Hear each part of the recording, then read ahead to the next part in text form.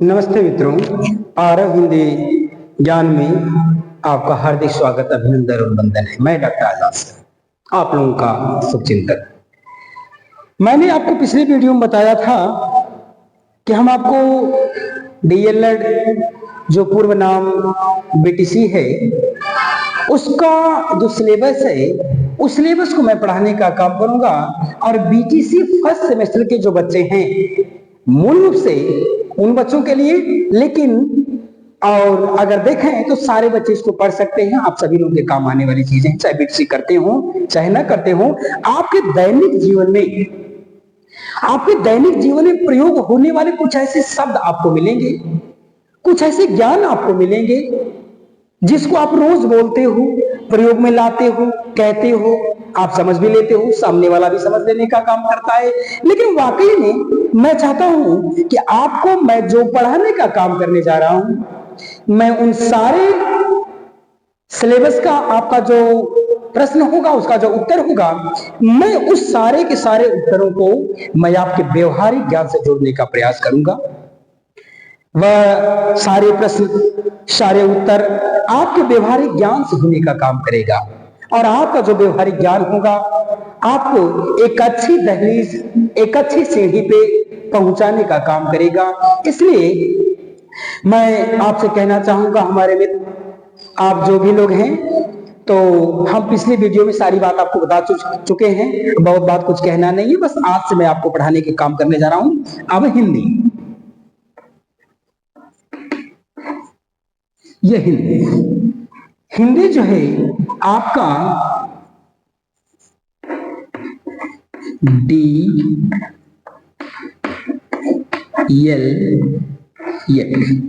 DElEd प्रथम semester. ये देखिए, मैं आपको हिंदी पढ़ाऊंगा। डीएलएड प्रथम सेमेस्टर का जो सिलेबस है उस सिलेबस को मैं आपको कम से कम शब्दों में कवर कराने का काम करूंगा। जो उत्तर होगा वह आपके व्यवहारिक ज्ञान से जुड़ने का काम किया होगा। तो आपके सिलेबस में सबसे पहला, आपके सिलेबस में सबसे पहला एक टॉपिक है जिसका नाम है हिंदी भाषा की ध्वनियों को सुनकर समझना। ये है हिंदी भाषा की, हिंदी भाषा की ध्वनियों को सुनकर समझना। ये पहला ही आपका जो ये सिलेबस में आपके पहले ही यूनिट में आपको पढ़ना है कि हिंदी भाषा में ध्वनियों को सुनकर समझना। आप भली भांति जानते हो, आपको बहुत कुछ बताने की आवश्यकता नहीं है, आप ज्यादा से ज्यादा चीजों को जान रहे हैं। इसमें आपको क्या कह रखा कि हिंदी भाषा जो है, हम किस भाषा को पढ़ रहे हैं? हिंदी को। किसमें पढ़ रहे हैं? डीएलएड, जिसका पूर्व नाम बीटीसी है। कौन सेमेस्टर है? प्रथम सेमेस्टर के सारे क्वेश्चन मैं आपको पढ़ाने का काम कर रहा हूं। ये कह रहा है जो हिंदी भाषा है उस हिंदी भाषा में ध्वनियों को सुनकर, ध्वनि मीन्स आवाज को, यहां पे कर लीजिए आप, ध्वनि मीन्स होती है आवाज। कहता है कि हिंदी भाषा में ध्वनियों को सुनकर, अर्थात आवाज को सुनकर समझना। ये आपका सिलेबस कहता है कि हिंदी भाषा में ध्वनियों को सुनकर या आवाज को सुनकर समझना। हम हिंदी भाषा के जो भी शब्द सुनते हैं, जो भी आवाज के माध्यम सुनने का काम करते हैं, जो भी करते हैं, जैसे मैं सुनता हूं वो तुरंत मेरे मस्तिष्क को संकेत करता है, सूचित करता है ये बात कही जा रही है। अब मान लो जैसे आपने कह दिया कि गाय, तो गाय शब्द जैसे ही सामने वाला सुना उसके दिमाग में ये बात तुरंत घर कर गई। गाय एक प्रकार का पशु है, इसके पास 4 पैर होते हैं, इस प्रकार की चीजें। उसने कहा हिंदी भाषा में ध्वनियों को हम जैसे सुनते हैं और सुन करके तुरंत हम समझ लेने का काम करते हैं क्या कहा जा रहा है। ठीक, अब इसमें देखिए मैं आपको बताऊंगा, बहुत अगर ऐसा प्रश्न आपको आ जाता है तो इस तरह की चीज अगर आ जाती है तो आप बीटीसी आप उसमें कोई मत घबराइएगा। बीटीसी के सिलेबस में घबराने की कोई बात नहीं, बहुत सारे परेशान हो जाते हैं, परेशान होने की आपको कोई आवश्यकता नहीं। इसके उत्तर बहुत छोटे छोटे आपको मिलेंगे। अरे भाई सामान्य सी बात है, आप समझ रहे हो, जब उसने ये कह दिया है कि हिंदी भाषा की ध्वनियों को सुनकर समझना, तो जाहिर सी बात है हम जो ध्वनि सुनते हैं उसी को ही तो समझना है ना, और उसी को समझ करके सामने वाले के सामने हमको क्या करना है, प्रतिक्रिया देना है, यही करना है। तो कहता है अब उसका उत्तर आप कैसे लिखोगे? ऐसा अगर प्रश्न आ गया, इसके जवाब में आप क्या करोगे? कहता है एक चीज है कि एक अध्यापक को चाहिए कि कम से कम शब्दों में बच्चों को पढ़ाने का काम। देखो, अगर हम आपको बहुत लंबा चौड़ा व्याख्यान देंगे तो भी बात समझ में नहीं आएगी, अगर हम आपको बहुत ज्यादा लिखाएंगे तो भी आपको समझ में नहीं आएगा। इससे बेहतर होगा कि कम से कम शब्दों में आप ज्यादा से ज्यादा समझने की क्यों कोशिश करिएगा। आपका जो प्रश्न होगा, ये सारे के सारे प्रश्न आपको व्यवहारिक ज्ञान से जोड़ने की मैं कोशिश करूंगा कि आपका जो व्यवहारिक ज्ञान है उस व्यवहारिक ज्ञान से आपका प्रश्न जोड़ने का काम करेगा। तो कहते हैं कि शिक्षक जो होता है, ये देखो उत्तर है, शिक्षक छात्र के बौद्धिक शिक्षक छात्र के बौद्धिक तथा मानसिक शिक्षक छात्र के बौद्धिक तथा मानसिक स्तर के अनुसार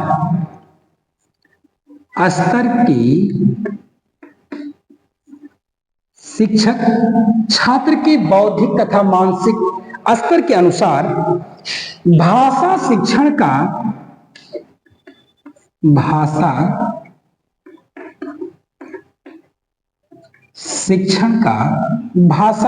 का पाठ्यक्रम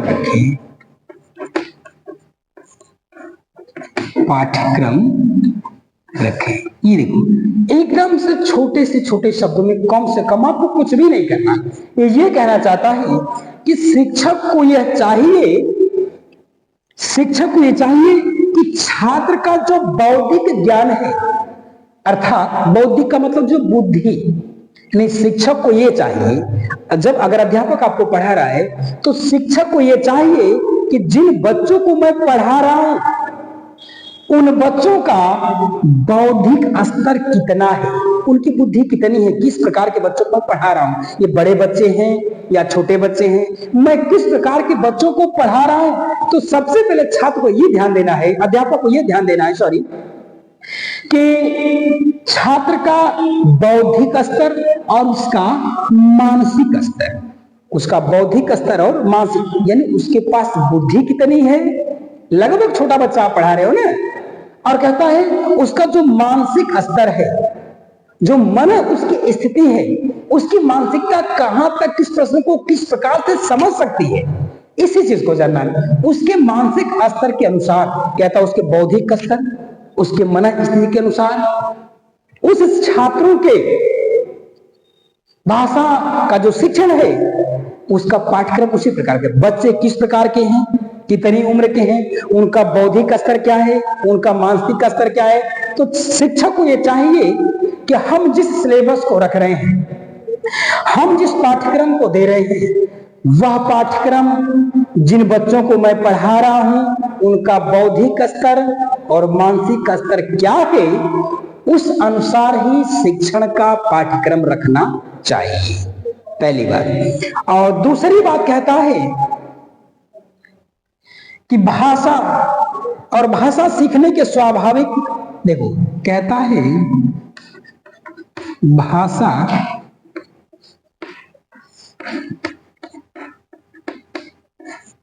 सीखने के स्वाभाविक और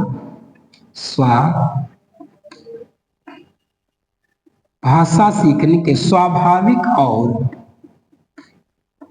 स्वाभाविक और मनोवैज्ञानिक क्रम होता है,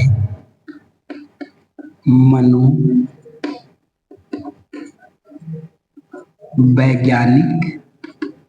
क्रम। कहता है, दूसरी बात कहता है कि भाषा सीखने के स्वाभाविक और मनोवैज्ञानिक क्रम, इसको आप समझें। कहता है कि जिस भाषा को बच्चे को मैं सिखा रहा हूं, सामान्य सी बात है कि जिस भाषा को, चाहे हिंदी हो, अंग्रेजी हो, उर्दू हो, फारसी हो, कोई सी भी भाषा, तो जिस भाषा को मैं सिखाने का काम कर रहा हूं, भाषा सीखने के दो तरीके हैं। कहता है जिस भाषा को, जिस बच्चे को मैं सिखा रहा हूं, तो पहली बात तो हमें यह ध्यान देना होगा कि उसका बौद्धिक स्तर कितना है और उसका मानसिक स्तर कितना है, उस हिसाब से उसका पाठ्यक्रम निर्धारित करें। दूसरा कहता है कि भाषा सीखने के दो प्रकार होते हैं। पहला कहता है स्वाभाविक और दूसरा कहता है मनोवैज्ञानिक। देखो, आपको दो चीज सिर्फ, इतने चीजों में सिर्फ आपको दो चीज समझना है। समझना यह है कि भाषा सीखने के कितने प्रकार होते हैं। अगर आपके प्रश्न ऐसा आ जाए सामने कि भाषा को सीखने के कितने प्रकार होते हैं, तो आपका उत्तर होगा कि भाषा सीखने के मात्र दो प्रकार होते हैं। पहला है स्वाभाविक और दूसरा है मनोवैज्ञानिक। स्वाभाविक का मतलब क्या होता है उसको समझ लीजिए आप। स्वाभाविक का मतलब यह है कि स्वभाव के द्वारा आपने कैसे भाषा सीखने का काम किया। सामान्य सी बातें हैं कि हर आदमी का अपना स्वभाव होता है, हर व्यक्ति का अपना एक गुण होता है, हर व्यक्ति का अपना नेचर होता है। उसने कहा कि भाषा सीखने के दो तरीके हैं। पहला तरीका है स्वभाव से, स्वभाव के द्वारा भी भाषा को सीखा जाता है, और दूसरा का था मनोवैज्ञानिक। इसका एक चीज और है, स्वाभाविक तरीका है भाषा सीखने का और दूसरा तरीका है मनोवैज्ञानिक। तो कहता है कि मनोवैज्ञानिक एक क्रम है, मनोवैज्ञानिक के क्रम है। तो मनोवैज्ञानिक क्रम में आपको मिलेगा जिसको हम लोग शार्ट में पढ़ाते हैं, कहते हैं कि सुबोपली, सुबोपली हम लोग एक में पढ़ाते हैं, सुबोपली। अब देखो, कहता है भाषा सीखने के दो प्रकार है। पहला कहता स्वभाव के द्वारा और दूसरा कहता मनोविज्ञान के द्वारा। तो मनोवैज्ञानिक क्रम क्या है कि सुबोपली शार्ट में मैं उसको आपको बता रहा हूं कि सु का मतलब होता है सुनना, यानी भाषा को सुन करके भी। बो का मतलब होता है बोलना, प का मतलब होता है पढ़ना, और ली का मतलब होता है लिखना। ये देखिए क्रम है, ये भाषा के मनोवैज्ञानिक क्रम है। पहला क्रम है स्वाभाविक, दूसरा क्रम है मनोवैज्ञानिक। तो मनोवैज्ञानिक कभी कभी आपसे पूछता है, शिक्षण कौशल में पूछता है कि शिक्षण के कितने प्रकार होते हैं या कौशल के कितने प्रकार होते हैं, ऐसा कभी देता है। तो आप जान लीजिए कि मनोवैज्ञानिक क्रम है सुबो। अगर आप इसको 7 नाम जानना चाहते हो तो ये लिख लेना, सुबोपली, सुनना, बोलना, पढ़ना, लिखना। यानी भाषा सीखने का जो मनोवैज्ञानिक क्रम है वह 4 है। कौन कौन? सुनना, बोलना, पढ़ना, लिखना। अर्थात कहने का तात्पर्य क्या है? कहना ये चाहता है कि हम चाहे जिस भी भाषा को सीखने का काम करते हैं, या तो हम उस भाषा को सुनते होंगे तभी मैं सीख जाऊंगा। बहुत सी चीजें ऐसी हैं हमारे भारत में, आपने देखा होगा कि बहुत सी भाषाएं तो ऐसी हैं जो आज तक लिखित नहीं, केवल मौखिक रूप में ही चल रही है, लेकिन लोग सीख नहीं है, समझ नहीं है, जान भी जाते। तो कहता है कि भाषा सीखने के 4 क्रम अगर हैं, और वो चारों क्रम कैसे हैं? मनोवैज्ञानिक है। तो मनोवैज्ञानिक पहला किसने कहा कि सुनना। किसी भी भाषा को बालक ने सुना और उसने सीख लिया, सुना उसने सीख लिया, तो हो गया सुनना। सुनकर के जिस भाषा को बच्चे ने सीखा उसको हम कहते हैं सुनना। सामान्य बात सुनना है क्या?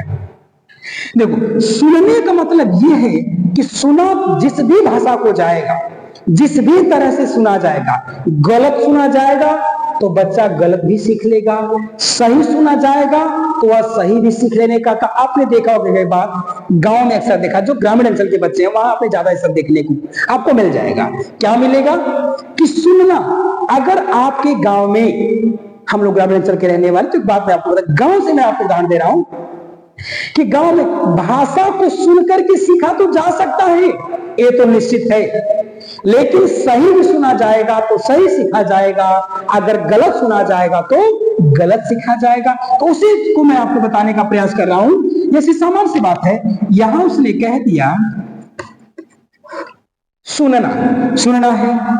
अगर आपने देखा होगा गांव में जो आते हैं कुछ सामग्री को बेचने वाले, सामान्य सी बात आपने देख लीजिए कि शब्द होते हैं कुछ और, शब्द कुछ और ही होते हैं, लेकिन उसको बच्चे ने सुना तो है निश्चित रूप में, और सुन लिया है, उसने सीख भी लिया है। इसलिए सही क्रम ये कहता है कि सुन करके भी भाषा को सीखा जा सकता है, चाहे दुनिया की कोई भी भाषा हो, उसको सुन करके सीखा जा सकता है। अच्छा, दोष क्या होता है? दोष मैं आपको बताने जा रहा हूं। ये कहता है सुनना, दोष ये है सबसे बड़ी समस्या कि अगर आपके गांव में एक मछली बेचने वाला आ जाए, आपने देखा होगा भाई साहब, ऐसा नहीं कि आपने देखा नहीं होगा, ये ज्यादा से ज्यादा समस्या ग्रामीण अंचल के बालकों की है। अगर आपके गांव में एक मछली बेचने वाला आ जाए, वह यही चिल्लाता है मछली मछली मछली, ऐसा चिल्लाता है, ले लो मछली ले लो मछली। उसने क्या कहा? ले लो मछली। जब इस मछली शब्द को उस गांव के बच्चों ने सुना, उनके दिमाग में तो आ गया कि मछली कोई ऐसी चीज है जिसको बेचने वाला बेच रहा है। और जब उसको देखता है कि नहीं इसी को मछली कहते हैं, और वह बालक भी क्या कहना शुरू कर देता है, मछली, वो भी कहना शुरू कर दिया। लेकिन होता क्या है, ये शब्द होता है मछली, ये शब्द होता है मछली। तो मैंने बताया कि भाषा को सुन करके सीखा जा सकता है। उस बच्चे ने अगर मछली सुना होता तो मछली सीख लिया होता। उस बच्चे ने सुन क्या रखा है? मछली से सुन रखा है, इसलिए उसने क्या सुन सीख लिया? मछली से सीख लेने का काम। इसलिए कहता है कि जो मनोवैज्ञानिक क्रम, उस कहता सबसे पहला उसका क्रम है कि सुनना, किसी भी भाषा को सुन करके सीखा जा सकता है। अब हम आपको चर्चा करेंगे, एक और हो गया, अब दूसरी चर्चा करेंगे हम कि बोलना, सुबोपली, यानी बोलना, यानी बोल करके भी, बोलने के द्वारा भी भाषा को सीखा जा सकता है। अगर आप शब्द का गलत उच्चारण करते हो तो बच्चा भी है, वह भी गलत उच्चारण ही करने का काम करेगा। और वह भी क्या करेगा कि जैसे आपने बोला वैसे, अब ये भी मैंने बताया आपको कि मछली बेचने वाले ने मछली मछली कहना शुरू कर दिया, और उसने भी क्या किया? मछली, ये मछली सीख लेने का काम किया। गांव में आपने देखा होगा कि बोल करके, बोली के द्वारा, बात के द्वारा, बोली को सुन करके बच्चों के अंदर जो सब दोष होते हैं वह अनायास नहीं आते हैं, वे हमारे परिवेश से ही आने का काम करते हैं। आपने देखा होगा गांव में हर परिवार में, ग्रामीण अंचल के जितने भी परिवार हैं, हर परिवार में जिस चीज को जो बोला जाएगा, उस घर का बालक उसको सुनेगा और वह भी बोलना शुरू कर देगा वही। जैसे गांव में कहते हैं, थरिया शब्द कहते हैं गांव में थरिया कहते हैं, जबकि होना क्या चाहिए? होता है थाली। शब्द होता है थाली, लेकिन घर और गांव के लोग कहते हैं थरिया थरिया। बच्चे ने भी सीख लिया थरिया, उसने सुन लिया और बोलना भी शुरू कर दिया थरिया। इसलिए कहता है ये बोल के भी सीखा जा सकता है। और तीसरा कहता है पढ़ना, पढ़ने के द्वारा भी इसको सीखने का काम किया जा सकता है। गलत आप पढ़ोगे तो गलत सीखोगे, सही पढ़ोगे सही सीखने का काम करोगे। लिखना, लिख करके अगर सही आप श्रवण कर रहे हो तो सही उसका लेखन भी करोगे। अगर लेखन गलत होगा तो गलत लिखने का भी काम करोगे, गलत समझने का भी काम करोगे, गलत पढ़ने का भी काम करोगे। ये रहा आपका ये क्रम सुबो परिवार। और अगला क्रम कहता है इसमें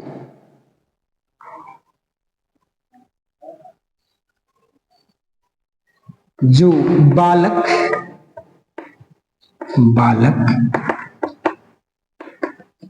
6 माह की अवस्था से बोलना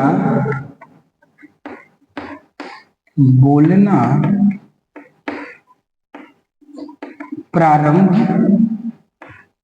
कर देता है। कहता है कि जो बालक है ये बालक 6 महीने की अवस्था का जब होता है, 6 माह का जब बच्चा हो जाता है ना, तो कुछ कुछ शब्दों को बोलना वह प्रारंभ कर देता है।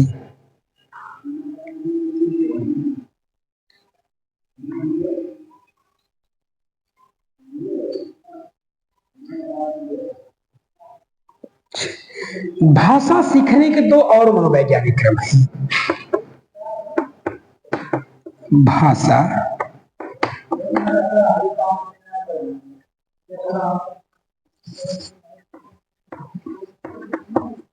सीखने की दो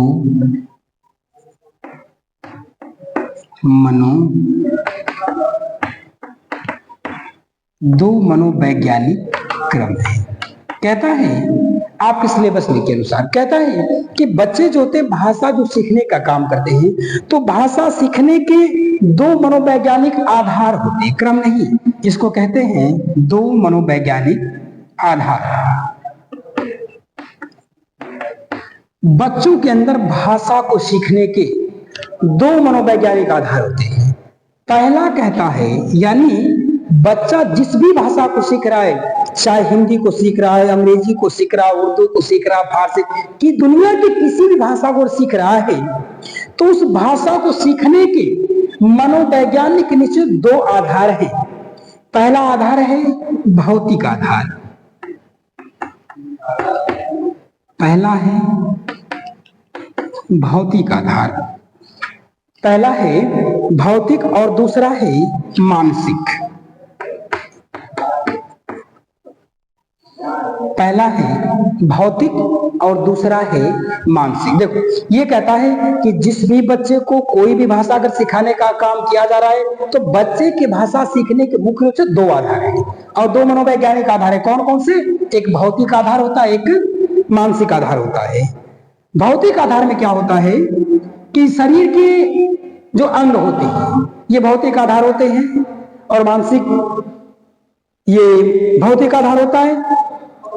और मानसिक आधार होता है ये कि शब्द सुनते ही मन में एक प्रतिमा बन जाए। देखो भौतिक आधार का मतलब ये कहता है, यहां आप इसको जान लो, भौतिक आधार हम किसको कहते हैं? तो भौतिक आधार के अंतर्गत जो वक्ता होता है, भौतिक आधार के अंतर्गत यहां आप उसको कर लीजिए भौतिक आधार।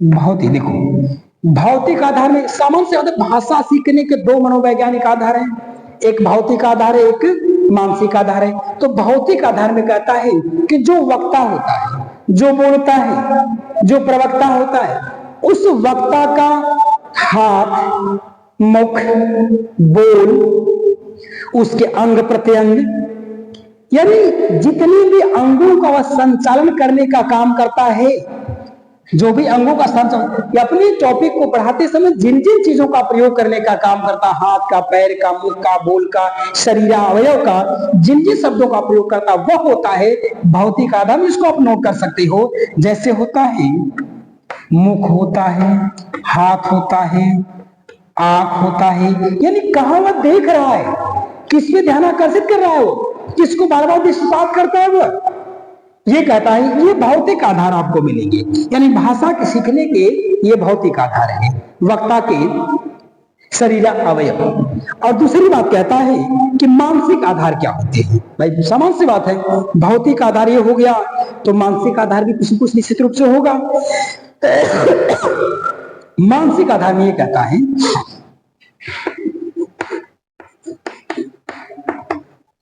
मानसिक आधार, देखिए मानसिक आधार ये कहता है कि जब भी वक्ता किसी बात को कहता है, जिस वाक्यांश को बोलने का काम करता है, और उस वाक्यांश को सुनते ही और उस बच्चे के मन में एक प्रतिमा बन जाती है, एक ग्राफ बन जाने का काम वो कहता है। वक्ता जैसे ही किसी बात को कहने का काम करता है, जिस वाक्यांश को बोलने का काम करता है, और वाक्यांश को बोलने मात्र से सामने बैठा हुआ जो बालक है, उस बालक के इस मस्तिष्क में उस शब्द की प्रतिमा बन जाने का काम करती है। जो बालक सामने बैठे होने का काम कर रहा वक्ता के सामने, और वक्ता जो भी कुछ कह रहा है, और उस वक्ता के कहने के बाद जैसे ही वाक्यांश उसने बोला तो सामने बैठा हुआ व्यक्ति होगा, बालक होगा, उसके मन में ग्राफ आ जाने का काम करता है, ग्राफ बन जाने का काम करता है कि बस इसी चीज को ये कह रहे हैं। जैसे सामान्य सी बात है, अगर वह कह दे पेड़, वक्ता ने कह दिया पेड़, तो पेड़ कहने मात्र से जो सामने बैठा हुआ बालक है, जो सामने बैठा हुआ व्यक्ति है, उसके दिमाग में तो आ गया एक बात निश्चित कि पेड़ कहने मात्र दुनिया के जितने भी पेड़ हैं सबके सब पेड़ उसमें शामिल हो गए। ये चीज तो है, एक प्रतिमा तो बन गई, पेड़ों की एक प्रतिमा बच्चे के दिमाग में तो बन गई कि गुरुजी ने जो कहा है, उन्होंने कहा कि जितने भी पेड़ हैं, तो पेड़ कहने मात्र से जितने भी पेड़ हैं सबके सब तो शामिल हो गए। और ये अगर आप इसकी बात कहते हैं किसी पर्टिकुलर किसी एक पेड़ का अगर हम नाम ले लेते हैं तो तुरंत काम यहां से हट के उसका तुरंत जो कॉन्सेप्ट होगा जाएगा उस पेड़ पर। अगर कह दे आम, पेड़ों में अगर कह दे आम, अगर वो कह देता है तो निश्चित रूप से बच्चे के दिमाग भी बन जाएगा कि आम का एक पेड़ होता है और उस आम के पेड़ पर फल आते हैं, फलों को लोग खाने का काम करते हैं, उसकी लकड़ियों से तमाम प्रकार के उन लकड़ियों को तमाम प्रकार के कार्यों में ले जाने का काम किया जाता है। तो ये है, देखिए भौतिक आधार में ये कहता है कि वक्ता के द्वारा जो हाथ पैर मुख जो भाव भंगिमाएं हैं ये सब भौतिक आधार के अंतर्गत आने का काम करती हैं। और दूसरी बात कहता मानसिक आधार, मानसिक आधार ये कहता वक्ता जब भी किसी वाक्यांश को बोलने का काम करता है, जब भी किसी बात को कहने का काम करता है, वक्ता के द्वारा जो कही गई बात है वह बात उस सामने बैठे हुए व्यक्ति के मस्तिष्क में एक प्रतिमा, एक ग्राफ सा बन जाने का काम करता है कि इसी को उन्होंने कहने का काम किया हो, बातों को वह समझ लेने का काम करते हैं। और एक अब इतना है, इतने के बाद ये आपका जो हो गया ना कि हिंदी भाषा की ध्वनियों को सुनकर समझ, ये चीजें हैं ध्वनियों को सुन करके समझने की प्रक्रिया है। एक बात और याद कर जान लीजिए, समझ लीजिए, जानिए, समझिए। समझना ये है कि ऐसा नहीं है कि मैंने आपको जितना नोट कराया है, जो पढ़ाया है, जो मैंने बोर्ड पे लिखने का काम किया हुआ है, ये सब आपको उत्तर लिखना। इनमें से अगर आप किसी भी 2 लाइन को लिख दोगे, आपकी पूरी प्रक्रिया 4-5 लाइन का जो भी कितने 1 है 2 3 4 ये जो भी है ये सारे के सारे कवर कर लेंगे। अगर 2 नंबर का है तो 2 लिखिए, 4 नंबर है का 2 नंबर, 1 नंबर का था 2 और 2 नंबर का है तो चारों लिख लीजिए। कुछ नहीं करना यार, सामान्य से चीज करना कुछ नहीं। अगर आपको ये दे देता है कि हिंदी भाषा में ध्वनियों को सुन करके समझने की प्रक्रिया या समझना तो सामान्य सी बात है, आपको लिखना होगा कि छात्र का जो बौद्धिक और मानसिक आधार होने का काम करता है उस हिसाब से उसका पाठ्यक्रम निर्धारित करना चाहिए। दूसरा कहता है भाषा सीखने के 2 प्रकार होते हैं, स्वाभाविक और मानसिक होने का, स्वाभाविक और मनोवैज्ञानिक होने का काम करता है। और कहता है 6 महीने का जो बालक होता है निश्चित रूप से कुछ न कुछ भाषाओं को बोलना प्रारंभ कर देता है, वो सुनता है, बोलना प्रारंभ कर देता है। कहता है भाषा सीखने के 2 मनोवैज्ञानिक आधार भी होते हैं, पहला है भौतिक आधार और दूसरा है मानसिक आधार। भौतिक आधार में कहता है कि वक्ता के हाथ, उसके बोल, उसके मुख, उसके शरीर अवयव या उसके जो भाव भंगिमा है बोलचाल के, उनको हम कहते हैं भौतिक आधार। और मानसिक आधार में क्या होता है, मानसिक आधार में ये होता है कि वक्ता ने किस बात को कह रखा है, जिसको कहने मात्र से मेरे सामने तुरंत, जैसे सामान्य सी बात है, अगर आपको यहां पे चीज आ गया, वक्ता ने बोला कि दर्पण में मुख देखना, सामान्य सी बात है दर्पण, तो आपने वक्ता ने दर्पण में मुख को देखना, सामान्य सी बात। दर्पण का मतलब दिमाग में उसके आगे बच्चे के, दर्पण का मतलब शीशा, हम लोग गांव में शीशा कहते हैं उसको, शीशा में मुंह देखना, लेकिन उसका साहित्यिक लहजा होता तो दर्पण होता, मुकुट होता, तमाम प्रकार की चीजें होती हैं। तो आज के लिए इतना ही, और अगली वीडियो में पुनः आपसे मिलने का काम करेंगे। तब तक के लिए धन्यवाद। जय भारती, जय विद्यार्थी, नमस्ते।